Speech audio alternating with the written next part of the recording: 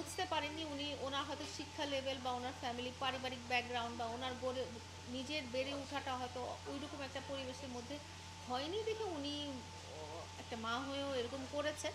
নজর বলে একটা কথা আছে কিন্তু, হ্যাঁ? আপনার সুন্দর বাচ্চাটাকে আপনি ভাবলেন যে একটা সুন্দর একটা ভিডিও করি, কিন্তু ওটাতেও কিন্তু মানুষের নজর লেগে যায়। কোনোভাবেই না, এটা কোনোভাবেই অ্যাকসেপ্টেবল না। কোনোদিনও না। আপনি আ যেই হন না কেন, হ্যাঁ? আপনার সন্তান হচ্ছে আপনার কাছে টপ মোস্ট প্রায়োরিটি এবং আপনার সন্তানকে আপনাকেই প্রোটেক্ট করতে হবে। সেখানে আপনি রক্ষক হয়ে যদি ভক্ষকের ভূমিকা পালন করেন, সেটা তো একেবারেই আনএক্সেপ্টেবল। এবং আমার মনে হয় যে আ বাচ্চাদের উপরে যারা অত্যাচার করে, ইভেন স্কুলে যখন আগে একটা প্রচলন ছিল যে বাচ্চাদেরকে মারা হতো বা বকা দেওয়া হতো। আমি সেই তখন থেকে যখন ওই আইনটা পাস হয়েছে, চালু হয়েছে যে বাচ্চাদের উপর কোনো রকম অ্যাসল্ট করা যাবে না, তার আগে থেকে আমি এর প্রতিবাদ করেছি এবং তখন থেকে আমি এই আইনের সপক্ষে দাঁড়িয়েছিলাম যে বাচ্চাদেরকে কোনোভাবেই, কোনো রকমেই মেন্টালি, ফিজিক্যালি বা কোনো অবস্থাতেই হ্যারাস করা যাবে না এবং প্যারেন্টসের দায়িত্ব হচ্ছে বাচ্চাদেরকে রক্ষা করা। অ্যান্ড প্যারেন্টসের দায়িত্ব হচ্ছে যে আপনারা সামাজিক যোগাযোগ মাধ্যমে বাচ্চাদেরকে আনবেন না। নজর বলে একটা কথা আছে কিন্তু, হ্যাঁ? আপনার সুন্দর বাচ্চাটাকে আপনি ভাবলেন যে একটা সুন্দর একটা ভিডিও করি, কিন্তু ওটাতেও কিন্তু মানুষের নজর লেগে যায়।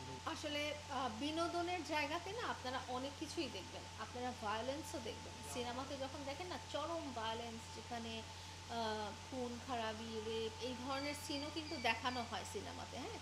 অনেক এক্সট্রিম লেভেলের ভায়োলেন্সও দেখানো হয় এবং সেটা একটা টাইমে সেন্সর বোর্ড পাস হয়েও কিন্তু সিনেমা হলে মুক্তি পায়। তো সামাজিক যোগাযোগ মাধ্যমে আসলে এই ধরনের কোনো সেন্সর বোর্ড বলে কিছু নেই। কিন্তু আপনি কোনটা নিবেন, হ্যাঁ? সেটা হচ্ছে আপনার উপরেই। আপনি কোন ভালোটা নিবেন বা খারাপটা নিবেন। এবং যারা কনটেন্টও বানাবে তারাও তো, তাদের কাছেও তো অপশন অনেক আছে। বিনোদনমূলক ভিডিও করার অপশন অনেক আছে। যেটা মানুষের জন্য ঠিক না, খারাপ না, সেটা আসলে বর্জন করাই উচিত। এখন এটা তো আপনার গ্লোবালি করতে হবে। আপনি সিনেমার জন্য সেন্সর বোর্ডটা কিন্তু গ্লোবালি আছে।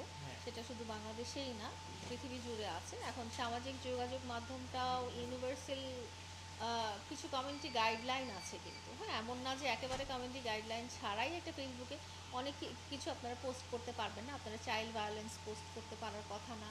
অ্যানিমাল অ্যাবিউজ এটা পোস্ট করতে পারার কথা না। অ্যাবিউসিভ ওয়ার্ড এগুলো পোস্ট করতে পারার কথা না। কমিউনিটি গাইডলাইনের মধ্যে আছে। এখন ওনারটা কেন পড়েনি কমিউনিটি গাইডলাইনের মধ্যে, ফেসবুক কেন মনে করেনি যে ওনারটা কমিউনিটি গাইডলাইনের মধ্যে পড়েনি, এটা তো আমি আসলে বলতে পারবো না। বাট আমার কাছে জিনিসটা কষ্টদায়ক লেগেছে। আমার কাছে এত ছোট মানুষকে এই উনি হয়তো বুঝতে পারেননি, ওনার হয়তো শিক্ষা লেভেল বা ওনার ফ্যামিলি পারিবারিক ব্যাকগ্রাউন্ড বা ওনার নিজের বেড়ে ওঠাটা হয়তো ওইরকম একটা পরিবেশের মধ্যে হয়নি দেখে উনি একটা মা হয়েও এরকম করেছেন।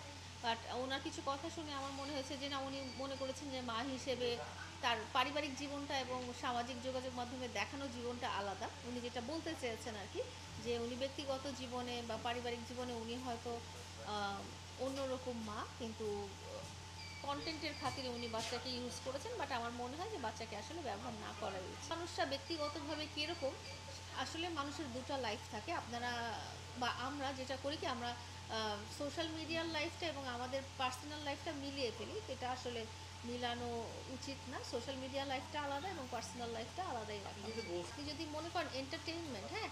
এই চুরি করার ব্যাপারটাও কিন্তু আপনি সিনেমাতে দেখবেন, হ্যাঁ? বা নাটকে দেখবেন। নাটকেও কিন্তু চোরের একটা ক্যারেক্টার থাকে। সিনেমাতেও চোরের একটা মার্ডারারের একটা ক্যারেক্টার থাকে, রেপিস্টের একটা ক্যারেক্টার থাকে। সেখানে ভয়াবহ ভায়োলেন্স দেখানো হয়।